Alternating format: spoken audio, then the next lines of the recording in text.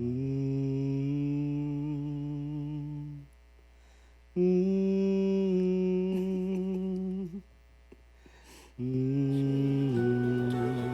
was dance today? His rugby friends there? The Because roll is being shined and filled with coal. Man.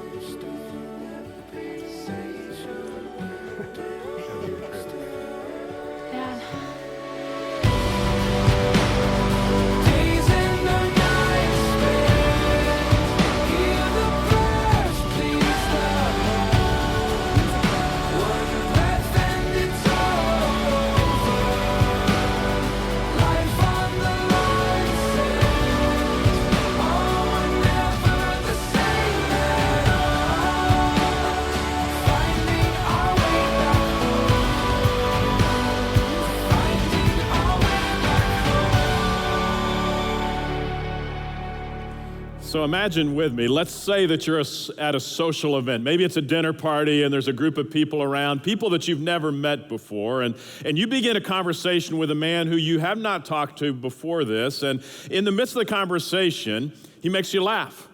And right away in your mind, you develop an image of this man and you associate him with other people in your life that make you laugh. You like humorous people. And so you think, oh, he's a humorous guy. I like humorous people. And as he begins to talk and you talk more, you ask about his work. You find out what he does for work. He's a pediatrician. And instantly you associate with him all of the positive characteristics that you assign, the stereotypes that you assign to pediatricians. And so you think, oh, he's got to be a wonderful man. I mean, he's caring, he loves children, and he's got to be smart. And so he's not only humorous, but he's smart. And so you assign all of these things in this image of your head about this man. And as you continue to talk, he looks at you, he engages in conversation, he asks you questions, and he's interested in what you have to say. And in your mind, you're going, this guy is wonderful because not only is he smart, not only does he care, not only is he funny, but he shows interest in me. And you walk away from a 20-minute conversation with this man and you think, you know what, this is somebody that I think I could be good friends with. And later, you're talking with a friend and you tell them about this man that you had opportunity to meet, spent 20 minutes with this guy, and you tell him how comfortable he made you feel. You tell them how he made you laugh and what a just wonderful man he is. You say, I think this guy seems to be truly amazing. And your friend kind of pauses and gets one of those looks on their faces. You go, okay, something's not connecting here. And then they begin to tell you more information about this man. They say, yeah, well, your new friend that you think so much of, who is a pediatrician, actually he's not anymore. He lost his license for malpractice because he was selling prescription drugs illegally, so not really a pediatrician anymore. And then they go on to tell you that this former pediatrician doesn't have custody of his children after the divorce because of his temper and anger issues. And all of a sudden, this image that you had created in your mind about this guy is very different than what your friend is actually telling you. And based on the information that you had in that limited 20-minute conversation, you had come up with a picture, an image in your mind of what he was like. Now, all of a sudden, you're finding out that image may not be correct. And what you had done in that 20-minute conversation is you had created a trust picture in your head. And a trust picture is essentially the image we create in our heads about another person. We go, based on what I know, I trust this person.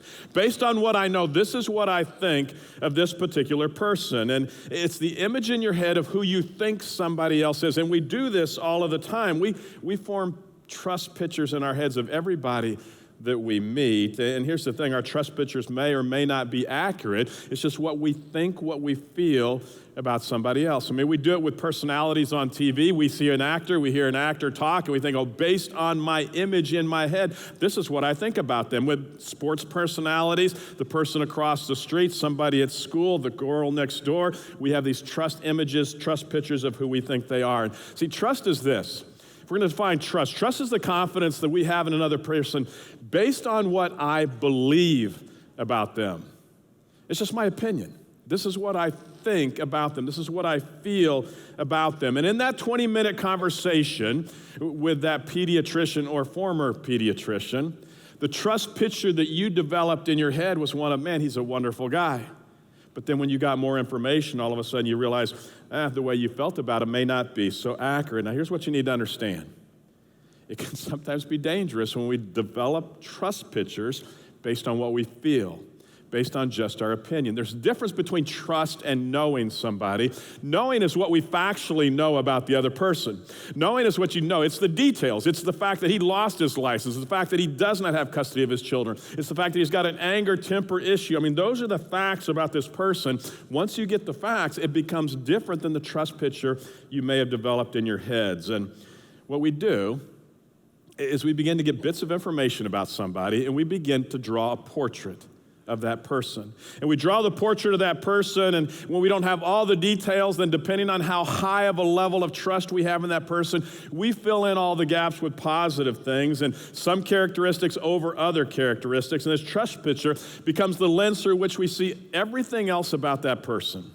And we buy into this person, and even though we may not fully know him or her. So in this series we're calling Winning at Relationships, we're actually jumping into a model that's created by a man, Dr. John Van Epp. And John Van Epp's model is very simple. He says, you know what? In every relationship, there are 5 bonds. And the 5 bonds are these. It's knowing, trusting, relying, committing, and touch. These are the 5 bonds. Every relationship has these 5 bonds. And these are actually levels or levers or dials where we can turn up the heat in knowing or trusting or committing or relying. I mean, we can change these. We're in control of these levers. And he says, you know what? We have opportunity to guide our relationships and influence our relationships based on the effort that we put into each of these dials. And so you met this guy at a social party, a dinner, spent 20 minutes talking to him. Initially, you had no knowledge of him. 20 minutes later, you had maybe this much knowledge of him. But because of the image you put in, the trust picture that you put together in your head, you go, you know what? He makes me laugh. I like him. And then you said, a pediatrician, how can you go wrong with that? I mean, he loves kids. He's a caregiver. Got to be smart, got to be successful. And besides that, he showed interest in me. And you assign him a very high level of trust. Problem is, you don't know him. And once you had the conversation with your friend, they said, you ought not be up at this level when it comes to trust, because when you hear the facts, you're actually going to be down here. You're not going to trust him the way you think that you do right now. And this whole trust picture that we create in our heads explains why we can meet somebody and think of them and say, you know what, I trust them implicitly, and then somebody else meets them and goes, no, I don't feel the same way. We actually have it being carried out in our country right now in front of us. It happens, I'm sure, throughout all of history, but seems to be more highlighted now in the last 5-10 years. That's why 50% of our country says, you know what, I trust Donald Trump. And 50% of our country says, I wouldn't trust him any further than I could throw him. That's why 50% of our country at the last election says, I trust Hillary Clinton. 50% said, no, I do not trust her at all. And it's all because of the image that we have in our head. It's this trust picture that we develop in our heads. And that's why those that feel differently, if you say, I trust him, I trust her, then the other side says, how can you be so blind? How can you not see this person for who they really are? The reason is we've developed a trust picture in our head, an image of who they think we are. And can I also say, that's why some of us struggle in our relationship with God. And maybe in your relationship with God, you say, I don't know that I trust God. And you've had experiences in your life, maybe positive, maybe negative, that have kind of built up a knowledge or what you think is true about God. And then you develop this image in your head, this trust picture, and maybe it's strong, or maybe for you, because of negative things that happen in your life, it's low, and you go, I don't know that I can trust God. And this works both in our relationship with God and our relationship with people, all relationships that we find ourselves in. And there's actually a guy here on staff at LCBC. His name is James Byers, and James is on our executive team, real sharp guy. And sometimes we're in a meeting together, and there'll be 5 or 6 people, maybe 10 people around the table, and we're talking about an issue, and the issue becomes a little bit heated. Maybe there's even argumentative kind of feel to it, and we're kind of pushing back and forth on different details. And sometimes James will stop the meeting. He'll say, wait a minute, based on what you're saying, you just made a very strong statement there. And he'll say, is that based on fact?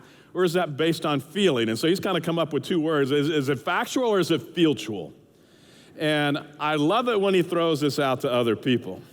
When he throws those out to me, I don't like it quite so much. Everything I say I think is factual.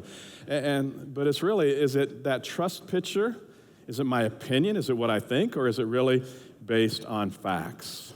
Now, There's a story in the Bible about two different people that had experiences with one other person, but their feelings about this other person were very different. Two different guys in our story. One guy's name is Barnabas, one guy's name is Saul, and they had very different experiences with a particular person where one of them had high levels of trust, the other ends up not having high levels of trust. And so I want to ask you to grab a Bible, open it up to Acts chapter 15, and I just want to read this story with you to give you a sense of how this works and how God says this happens. Now, let me tell you why I'm asking you to grab a Bible. Acts chapter 15 is page 843 in the Bibles there at your seats. If you don't typically open a Bible, love for you to, and a couple of reasons for that. One is I just want you to realize when we talk in our gatherings, we're not talking about what I think, my feel. It's not feeltual. This is factual right out of the Bible. This is what God actually has to say. And so I'd love for you to open up the Bible, see what God says. Beyond that, I'd love for you to open up a Bible because sometimes we get to the point where we go, I don't think I could actually read the Bible for myself, and so we don't even try. And you can read the Bible for yourself.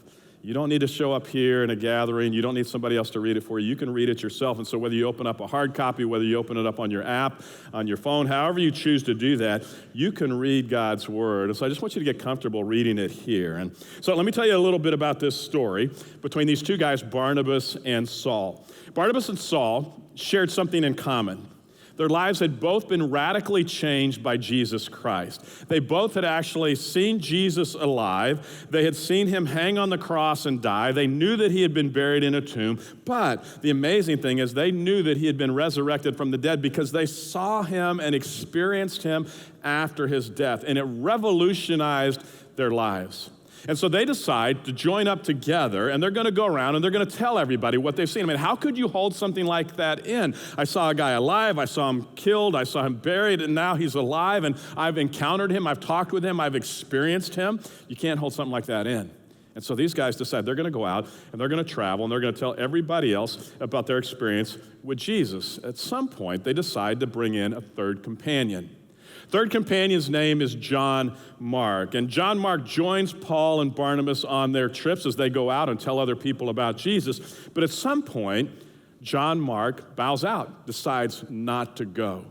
And we're not told why he decided not to go again. We're just told he doesn't show up. So Barnabas, Saul continue to go out on their own. And at some point, about a year after the last time John Mark was with them, then Barnabas says, hey, let's they wouldn't call him. Let's get John Mark, and that would be feeltual, not factual, but let's get John Mark to come with us on our next trip. And so here's what happens in the discussion. Acts chapter 15, let me begin reading in verse 36.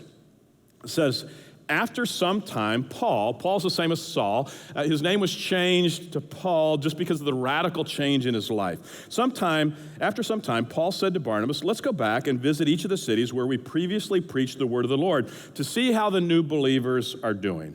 Barnabas agreed and wanted to take along John Mark, so the third guy who had left them a year earlier. But Paul disagreed strongly, not just mildly, strongly, since John Mark had deserted them in Pamphylia and had not continued with them in their work. Their disagreement was so sharp that they separated. Barnabas took John Mark with him and sailed to Cyprus. Paul chose Silas as he left, and the believers entrusted him to the Lord's gracious care. That's it. That's all we get in this particular story. Not earth-shattering. It's not dramatic. What I love about it is it talks about everyday life because this happens to you and me where you encounter somebody, and what happened with them is they had knowledge at some point of John Mark where they felt good about them. They both trusted him, and so in their minds they had a high trust picture for John Mark, but something happened on one of the trips. And for Barnabas, it didn't change the picture. Maybe it brought it down a little bit, but he still was good enough to travel with him. Paul actually says, I don't trust this guy anymore. I'm not going with him.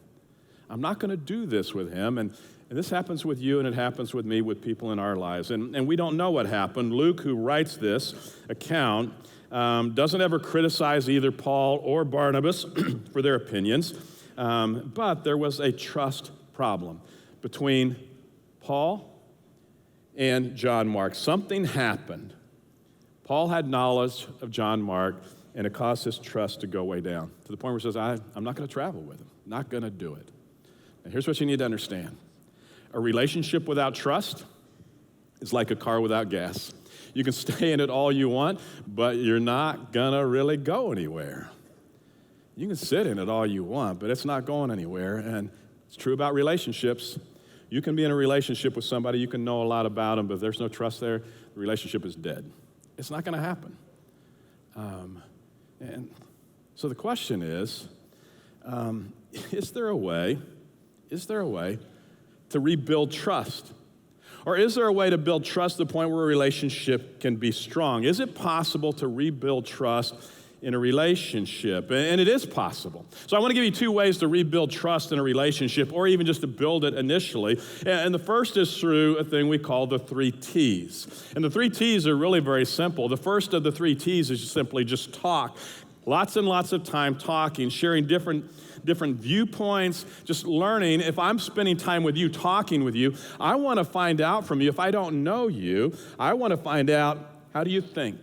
I want to find out, what do you believe in? What are your opinions about different things? And so I want to talk with you as much as possible. I want you to hear what I think, what I believe. And so the first T in just building trust is just talking together. The second T is togetherness. And it's just sharing experiences together. Positive experiences, negative experiences, boring experiences. Because you want to see, what do they do when they're bored? Not just when we're having fun, not just when it's wonderful, but what are they like when they're bored? And the more we can experience together, the more my knowledge of you goes up, and I can just watch and I can see what's happening in your life. And the third T is actually time. So we spend time talking together, we spend time together, and then just time. And our tendency is to rush, and our tendency is to jump into a relationship without fully knowing somebody, and it's just experiencing that togetherness. It's just watching for patterns in somebody's life. I mean, if you rush it, you'll never see patterns. And you'll never know, oh, this is a trait that this person has. I don't think I can deal with that. I don't think I can handle with that. I mean, how do they interact with their family? How do they deal with people at work? How do they deal with things when it's positive or negative, when they're mad, when they're sad, when they're depressed or discouraged? And it just takes time. And can I say, parents, maybe one of the most important things that you can actually teach your kids is how to build healthy trust in relationships. And it's going to take time, and it's going to take talking, and it's going to take togetherness. This is the hardest principle, I think, to teach each of us, is you cannot jump ahead on the trust level until you know enough about that person. And I understand as parents this is hard, because we want to teach our kids when they're growing up, you know what? You just need to think the best of everybody else. Think the best of them, trust them. But we also don't want our kids to be naive, and so we've got to say, be careful, go slow. You can be positive about somebody, but make sure you've taken time to really get to know them. That's why there's a law that goes with this model that I love. It's called the law of the safe zone. And the law of the safe zone actually says this. It says every level should stay a bit lower than the one to the left. So if you don't know much about somebody, then you don't get way up here on the trust level. You don't build a trust picture of somebody like we did with the pediatrician and say he's wonderful until you get to know him, and all of a sudden you've got to drive it back. So just go slow. You can build a trust picture, but go slow with it. And for sure, you don't want to commit yourself to somebody that you don't know well. And then what happens so often is you get involved in a relationship where the level of trust, of touch is high, and there's no commitment, there's really no knowledge, and maybe you think you trust the person, but there's no knowledge. And the law of the safe zone says, you know what? This right here, you're going to get burned. You're going to get hurt. It's going to damage you. There's going to be brokenness, and it's going to be painful. And so the law of the safe zone says make sure that each level is not any higher than the one to its left. It's a way to protect your heart. It's a way to build healthy relationships. And you know what it's kind of like? It's like buying a used car. Almost every car that I've ever owned has been a used car. And when you buy a used car, what you're actually doing is buying a car from somebody else that decided they don't want that car anymore. They're trying to get rid of it. And so there's some reason why they're selling it. And for most of my used cars, if I think about it, I knew very, very little about those used cars. I mean, what I would do is I would call the person that's trying to sell that car, and I would talk to him, and I would ask him questions, and I would say, you know, how did you take care of the car? How many miles on it? Any problems? And so I would try to gain some knowledge, and you know that they're going to be honest with you because they have nothing to gain other than selling the car that they're trying to get rid of. And so you have to decide, do I trust this person or not? And And then after you ask questions, then I would show up and I would look at the car and I'd walk around, I'd look for bumps and scratches and I'd kick the tires and I'd have them open up the hood and I'd look in it. I know nothing about cars, but you just gotta do that. And so I'd look in the hood and then maybe take a 10-minute test drive, and then I'd decide, am I buying it, am I not? And I really knew nothing about the car, and I had to kind of figure out, okay, do I trust this person or not? Now recently, there's been this amazing thing called Carfax that's come out. And Carfax, at least they tell you, and so we got to decide, do we trust Carfax or not? But Carfax says, you know what, I can tell you, they can tell us all the details about that used car. They can tell you about how well it's been maintained, accidents, the whole report. They say in one report, we can let you know everything about that car, and then you can decide, do you want to buy it? Do you trust it enough to buy it, or do you not? And when it comes to our relationships, a lot of us are still doing our relationships kind of like the old test drive.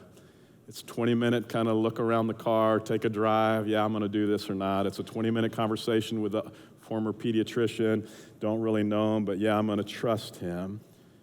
And we find ourselves getting burned again and again and again, and it doesn't have to be that way.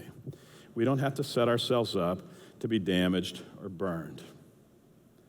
Now, what's interesting in the relationship between Barnabas and Paul and John Mark is we actually do have a little bit more information, kind of the end of the story for each of them. In the book of Timothy, we find out that Paul actually had more encounters with John Mark, positive encounters, to the point where when Paul is at the end of his life, he actually says this. He says, I want you to bring John Mark to me so that he can be my right-hand man. Bring him to me because I trust him.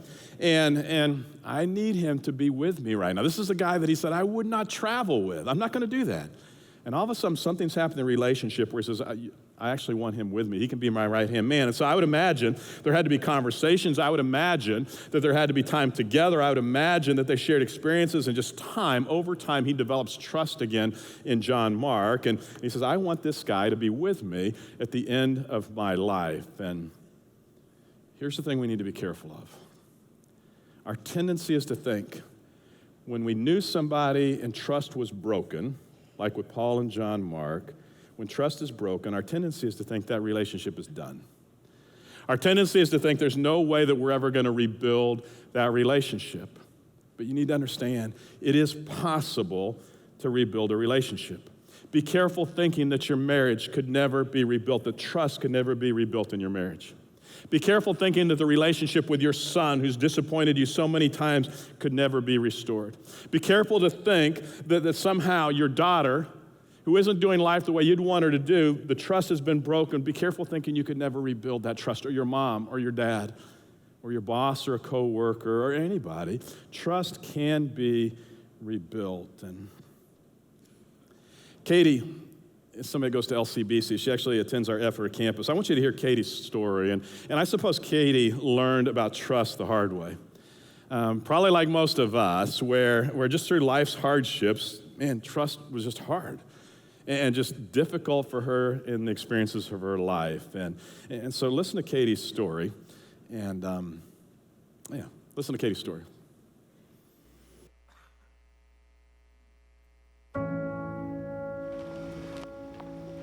I was a daddy's girl my whole life. I couldn't do anything wrong. I always went to my dad because I knew I could get away with anything. When I wanted something, I went to my dad to ask for it because I knew I would get it. All right, guys, have a good day at school. My world revolved around my father. I adored him in every aspect of life. My brother and I had found him, passed away in his sleep. It was devastating. I felt like I lost my best friend. My whole world kind of had fallen apart. I didn't really want to face reality. We had to figure out how to do life all over again without him. My mom had to go back to work full time. You know, she was sort of on autopilot of figuring out how to just do life. So I know of maybe like 1 or 2 dates that she had gone on, and if I got an odd, suspicious phone call, I used to hang up on people, and I was a brat. It wasn't until my senior year of high school that I was introduced to Glenn, and honestly, I never gave him a shot. I just felt like she was trying to erase the whole past and fill it in with another gentleman and pretend that, my dad never existed, which just made me upset inside. And I hated it. In that time period, they didn't have Match.com and all that sort of thing. They had basically you phoned in and you set up an account and you put a message on it and told about yourself and what you're looking for, and just wasn't hitting it off. And then I got a message from Katie's mother, Donna. So we had a conversation on the phone that lasted probably 6 hours.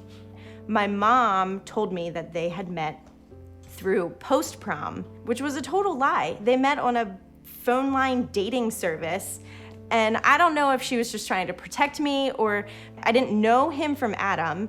I didn't trust him whatsoever, but it wasn't him, it was anybody.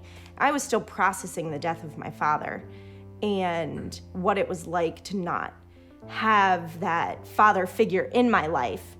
Knowing that, Katie and Mike's father had passed away at a fairly early age for them. My dad died when I was 6 years old. My mom remarried 2 years later. I kind of understood what they were going to go through because I went through it. I only knew my dad for 6 years, and my stepdad came into the picture 2 years later. Really, he's who I modeled myself after.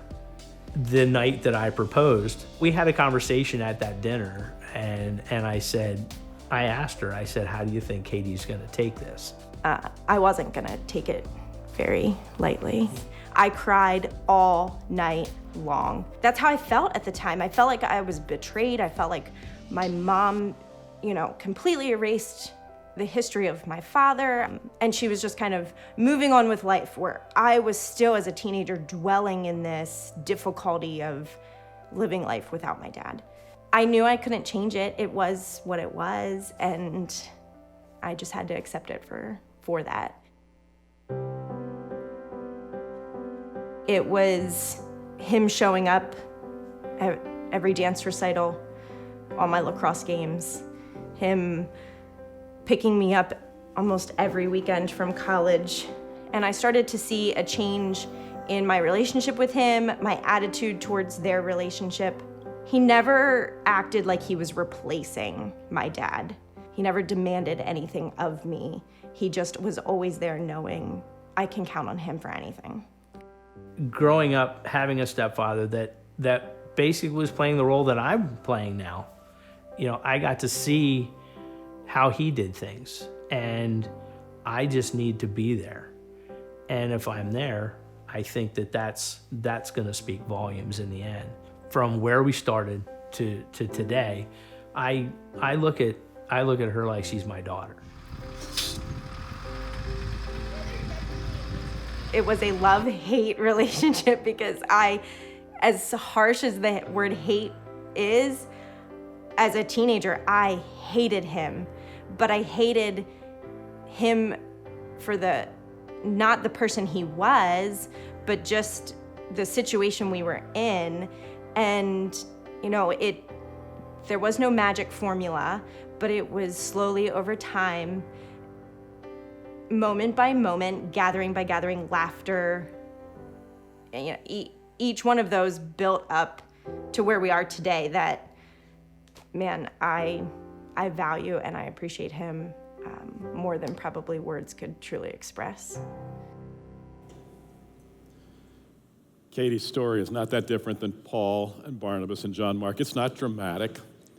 She said there's no magical formula. And in her life, she had a dad that she loved and she knew well, and the trust level was high. I would imagine reliance and commitment was high. I think even touch would have had to have been there as she cuddled and held hands and snuggled with her dad. Can I just say real quick, too, the whole area of touch, we tend to tie it into sexual things.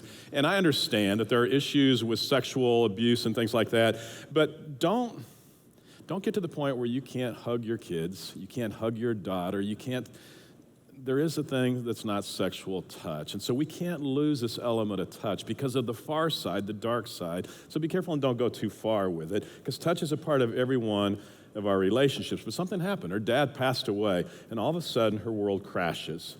And everything in the relationship is gone, and it's done. And her world is just falling apart. And all of a sudden, this new guy comes in, and she's expected to trust him and to know him. But she didn't know him. And she said, I'm not going to give him trust. I don't know him. She had a trust picture in her mind. She said, I hated him because of the trust picture that she developed in her mind. But did you hear how the relationship was restored? It was just over time. They spent time together. He would show up at her games. He would show up at her dance recitals. He would go and pick her up from school, bring her home. As they're riding together in the car, coming home, there had to be conversation. They're spending time together. And it just began to build the knowledge level up to the point where she says, you know what? If I talk about my relationship with him now, she said, I don't even know how to describe it. Words can't even describe how important he is to me now. I would guess if you'd have talked to Katie when she was 18, she'd have said, this is hopeless. This will never happen. Not ever going to happen. And you've got relationships right now. Maybe it's a dad. Maybe it's a mom. Maybe it's your husband, your wife. And you're like this, and you go, there's no hope. It's not going to happen. Now, we sang about it a little bit earlier, that when you find yourself in this kind of situation, you're not alone.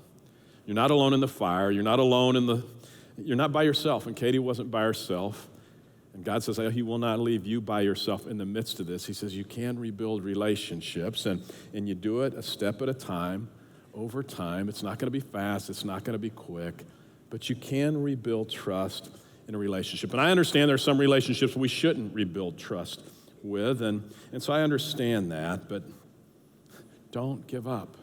Don't bail out on your relationships. Now, there's a second element to rebuilding relationships. The first is the 3 T's. The second one is actually this. It's that trust grows out of the qualities that you choose to focus on. Where you, in that trust picture, you've decided you're going to focus on certain qualities or characteristics of that person. If you only focus in on the negative, we all have positive, we all have negative traits. If you say, I'm only going to focus on the negative, then the relationship isn't going to go anywhere. But you need to start choosing which traits am I going to focus in on and begin to rebuild the relationship. Benjamin Franklin, 200 years ago, actually said it this way. He was talking about marriage. He said, before marriage, keep your eyes wide open, but afterwards, half shut. And really, he's just being honest. He's saying, look, before you're married, you'd better find out everything you can about that person, eyes wide open. But once you're married, there will be things that come up that just kind of annoy you, that bother you. And so eyes half shut. Focus on the right things in your relationship. And John Van Epp actually says it this way. I like the way he describes it. He says, in all of our relationships, if you're married, again, he's talking about marriage, he said, you've got a spouse that actually lives in your home. That's the real person. But you also have one that lives in your head. That's your trust picture of that person. And he says, sometimes that's the person we have more arguments with, and we win the arguments with the person in our head, more so than the one that's actually in the house with us. But he said, the interesting thing is, the one that's in your head, the image of your husband, the image of your wife, the image of your son or your daughter, the person you're trying to connect with and you're struggling with, oftentimes that's the person that has more influence than anyone else, more than even the real one that actually is living in your home, because that image in your head is so powerful and you assign certain qualities or characteristics to that person. And so what happens is you focus in on the negative things, and that's what you put your focus on, and they could do the most wonderful thing in the world, but you're not going to notice. It's not going to move the dial for you because you're focusing in totally on the negative things. We do this with everybody. We do this with our kids. And you've got a teenage son. You don't like the way he's living his life. You don't like the way he grows his hair. You can't see past his hair and all the good that's in your son because you're so focused on the negative. You do this with your daughter and the way she cleans or doesn't clean her room, and you get so upset about the way her room looks, and you don't realize, you don't notice how sweet and gentle and kind your daughter is. Or you do this with your boss, because your boss irritates you, because she'll poke at you and she's just kind of sarcastic with her humor and she digs and needles you more than you like, but you focus on that and you don't realize that by that needling and that pushing, you're better at what you do than you ever would have been without your boss. See, to build trust in a relationship, you've got to move the flaws to the background and their strengths to the foreground. You've got to choose, what is it that I'm going to focus on? Where am I going to put all of my attention? Now, let me just be real clear. I'm not saying to look past dangerous or abusive situations. You never tolerate abuse. And if you're in an abusive situation right now, then you need to get out right now, today, and talk to somebody. Tell us, we'll help you. Let us help you. Abuse will destroy you. And so I'm not talking about staying in a relationship that's abusive, but putting that in the background and saying, I'm just going to focus on the good qualities of this person. That's not at all what I'm saying. In that situation, you get out, and you get out immediately. I'm talking more about minor bothers. We might even describe them as pet peeves, and I'm just saying, don't destroy a relationship because of pet peeves of the other person that just seem to bug you. And if you focus on the pet peeves, it will destroy your relationship. And I actually recently read a story about a woman named Joyce. Joyce had lost her husband of 53 years, and she was learning how to live alone and just going through the whole loss process and grieving his loss. And so she said this about her husband. His name was Paul. She said, Paul was a quiet, easygoing man, and he was a real hard worker. He would get up in the morning before the crack of dawn, fix his coffee and breakfast, and head out for work before anyone else. I always knew where he sat and read the paper and exactly what he fixed himself for breakfast. You go, oh man, what a wonderful man, what a loving relationship, 53 years. But then she says, I knew exactly what he fixed himself for breakfast because he always left a trail. His dishes stayed on the table or on the arm of the couch. The counter had crumbs and coffee stains, and paper was left right where he sat. And you begin to detect a little bit of anger there. And so she said, you need to understand that I'd love to wake up to an organized house. So before I head off to bed every night, I made the rounds to put everything in order. I never left the dishes in the sink or clothes on the couch or the kids' toys on the floor. And with 4 kids, I knew that my days would usually be chaotic. So I wanted to begin every day feeling like I was in control of my world and my world was in order. And then with even more irritation in her voice, she said, why couldn't he just put the dishes in the dishwasher? Why couldn't he just fold up the newspaper? Why couldn't he wipe off the counter? Is that too much to ask? And my guess is, who knows how long, she'd been focusing in on just pet peeves of hers. And yeah, there are issues, but is it enough to ruin the relationship? And so as she was talking, there was a long pause, a long silence, and then she leaned forward and with a tear in her eye, she actually spoke softly, and she said this, but you know what? She said, I would give anything to wake up tomorrow, come downstairs to a dirty coffee cup sitting on the table, or the newspaper spread out on the couch, or a plate resting on the arm of that couch. And what she realized is she'd been focusing in on the negatives and instead of the positives, and it tainted her relationship for who knows how long. See, the bottom line is you choose. You and I choose what you focus on in the relationships. And I would just say to you, do not kill the relationship because you're focusing on the negatives. Do not focus in. All of us are going to have bad habits that may never change. But don't focus on those. And if you're not careful, you'll turn those bothers into big deals, and you're going to find yourself frustrated as the relationship ends. And so here's my challenge for you this week. And what we're doing is each week, we're just hitting a different one of these 5 bonds. Last week we hit no, and if you weren't here last week, go back, catch it online. I think it's the kind of thing that could be life-changing in your relationships. No and trust, and each week we'll hit another. But this week, go home and practice the 3 T's. Who is it that you're struggling with? Who is it that trust level isn't what it ought to be? And begin to practice 3 T's, and don't think it's going to happen in a week. But you begin to focus on them, and you say, okay, let's kind of build it slowly. We're going to talk. There's going to be togetherness. It's going to take time. But just watch the trust level begin to go up. And then check yourself. What qualities are you focusing on? Do not give up. God says it is possible to win at our relationships. Heavenly Father, how cool it is that you care about us, that you care about our relationships. How cool it is you actually designed us not to live alone, but in relationship with other people. And so as we go through this series, God, we're asking you to work in our hearts and in our lives so that we can actually win at these relationships. Father, we're asking you to direct us and guide us. And so may we be courageous enough, may we be smart enough to actually put to practice the things that you're telling us. May we not just sit and listen, but maybe go out this week and may we actually spend time in our relationships talking, experiencing togetherness. May we not get in a hurry. May we realize it's going to take time. But God, as we do, I ask that we begin to see changes in our relationships, changes in our attitudes, that we would begin to focus on the positive, not the negatives. And God, you're a good God who says you've designed us to live in relationships that can be amazing, where we can just enjoy a rich and satisfying relationship with a husband, a wife, a friend, a roommate, a coworker, a son, a daughter, a mom, or a dad. God, may that be experienced in our lives today, and I pray in Jesus' name, amen.